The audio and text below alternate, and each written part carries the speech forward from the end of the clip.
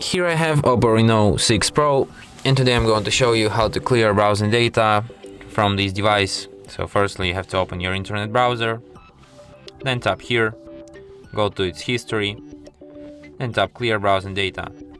Then you have to select time range for which you want to delete your history. It could be last hour, last day, last week, last month, or all time. Then you have to select data formats which you want to delete. It could be browsing history, cookies and site data, cached images and files, and then just tap clear data and history will be cleared. And that's it.